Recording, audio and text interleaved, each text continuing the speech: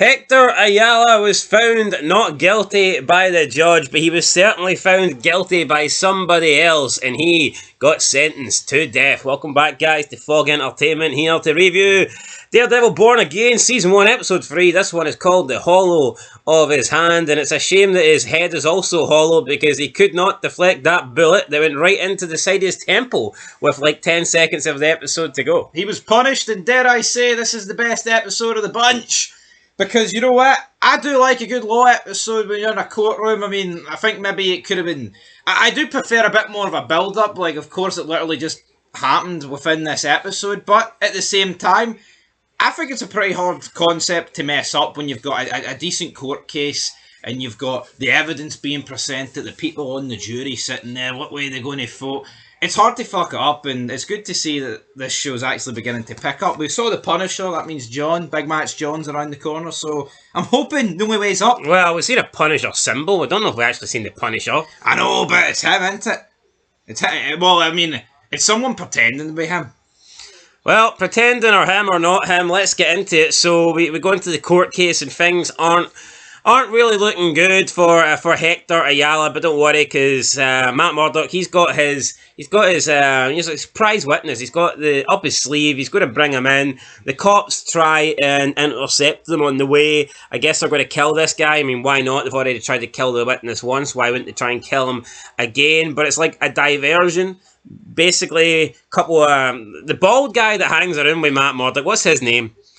Give me a name, brother. I don't know his name, but anyway, the guy that helps him, is it Cherry? Oh, bit of a weird name for a dude. Let's say it is Cherry. So he gets pulled over by the cops. They think that the witness is in the back. It turns out he's not, and they've gave the witness to somebody else who managed to sneak out a back door. So he arrives in court, and at this point, Matt Murdock and Hector Ayala, I think they're thinking that they're safe because this witness is going to tell the truth, but it looks like somebody already got to him, because he's decided to lie and say that he wasn't there that night and that the offence that Hector Ayala are explaining are not true. And at this point, I mean, it looks like Hector's done.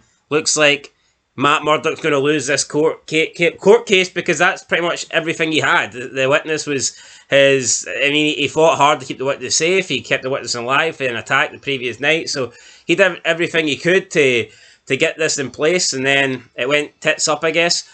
However, it doesn't really make a lot of sense to me. Why were the police so hell-bent on trying to prevent this witness from getting into the courtroom if they already had paid him off? Or did the witness at the last moment just decide, here, you know what, I actually can't go ahead with this, or else I'm going to be in fear, I'm going to be hiding my entire life? What do you think?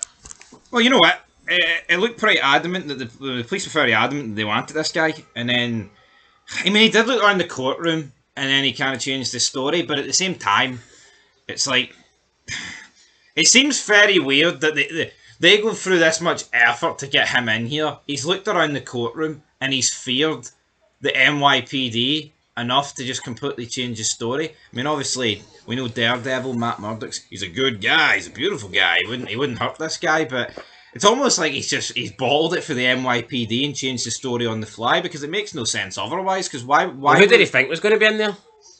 Well, no, that is true, but it makes no sense why he changed the story otherwise, because it's like he was getting helped here by Matt Murdock's crew, and the NYPD clearly wanted him. The corrupt cops clearly. I mean, the guy that testified earlier, whose partner died, it was him that was hunting him down. So as soon as he stood down from the dock, he ran outside, jumped on his police bike and pulled them over, wanting this guy. So, and he didn't want him to share an ice cream, did he? He obviously wanted to drop him. Yeah, so I didn't really understand that part, but anyway, Matt Murdock then decides that he's going to have to go for his ace in the hole. He's going to have to go all out here. He's going all in. It's the last throw of the dice, and he reveals that Hector Ayala is the White Lotus, who's basically a vigilante similar to Daredevil, I guess, some guy that runs about, tries to keep the peace. And this kind of throws the entire courtroom into shock. The judge was upset because he says that Matt was making a mockery of his case, because they both agreed that they would not bring up the fact that he was the White Lotus. However, I guess Matt at this point felt that that's the only thing that could save him. The defense attorney, D.A. Hodgberg, yeah, he wasn't happy either. He said that they made an agreement they would not bring this up. And then we get Matt saying basically that the White Lotus has done a lot of stuff. He'd helped a lot of people. You got people that were in the court, and you had police officers speaking positively on behalf of the White Lotus, aka Hector. They were defending him, talking about all the times that he'd saved them. And then we basically had the DA try to run down Hector, say, yeah, he may have done some good things, but someone can do good things and not be a good person. Basically just tries to say that you can still be a bad person but do nice things and help people. Well, I mean, why doesn't the DA just turn around and say, who gives a shit if he wears a mask? I mean, honestly, because it's like, I get it, right? It's Marvel. Oh, we live in this wee super fantasy land, right? But it made no fucking sense why Hector was so pissed. Oh, you revealed that I run about with a White Lotus mask on, and I didn't want that revealed. What did you want then, mate? Did you want consecutive life sentences then? Is that what you wanted? Well, Hector wasn't happy about it. The DA wasn't happy about it. The DA's whole point was he can't be a nice guy. Nice people that do good things wouldn't need to hide their identity. I mean, could it just be the guy's got a family, and that if he is doing good and fighting crime and preventing bad people and hindering them, like if he walks around with his identity known, then he can die, can't he? Yeah, exactly. I mean, people can track him down. I mean, literally everybody, right, that's ever been a vigilante in the world on this God's green earth is always hidden to a degree. Yeah, you can't. The Batcave. If you know what I mean? If they know Batman has a cave for a reason. If they know your identity and where you live, then you can't really be a vigilante, can you? That doesn't really. But I mean, seeing this world, right, New York City, whatever this universe is, it's like it seems ridiculous that you can be beat. Because make no mistake about it, Hector was getting 2 life sentences rammed up his arse, and because Matt Murdock whips out a white mask, he essentially gets half it. Yeah, no, Hector's not happy. He's like, you should have given me permission. You should have asked me. We never agreed that we'd reveal that. But Matt's like, well, you know what? Sorry, it was my last chance. I had to go for it. Now everybody knows that Hector is the White Lotus. Matt says to him, now that we've revealed this, you're never going to be able to put that mask on again. And he's like, yeah, I understand that. But then he got a bit pissy about it, though. He did. Then we get to the decision from the jury. They find him not guilty. We get a bit of a celebration.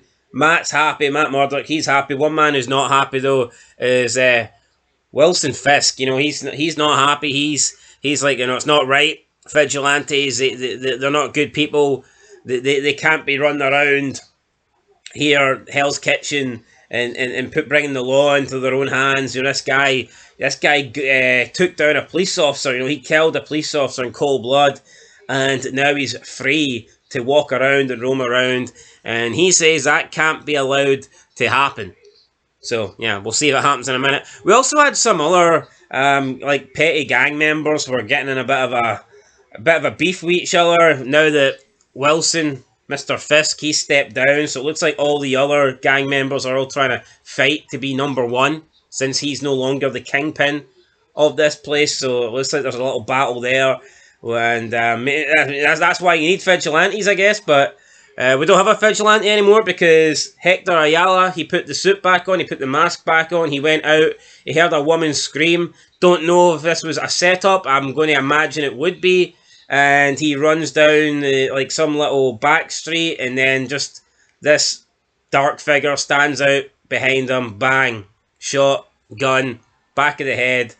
Hector Ayala's dead. The guy walks off, and he's wearing some form of Punisher logo. He had the Punisher logo, almost looked like the bulletproof vest thing. So yeah, that was it. Hector's done. What's funny about this? So I've always said this. It's like, all these characters, whether it's anime, Marvel, DC, it's like, why wouldn't you just use a gun against them? And it's like, look how easy this guy, he puts his wee gimp mask on, he walks up an alleyway and he gets fucking dropped. This wouldn't happen to Batman, this wouldn't happen to Spider-Man, this wouldn't happen to Superman, but no, it happens to the White Lotus, of course it does. And also, back to the court case thing, right? What is stopping every single person that goes on trial in New York City just pretending that they're a vigilante to get off with a crime and bring a couple of witnesses in and be like, oh, he helped me lift my messages into the house, and he helped me when my cat was up the tree.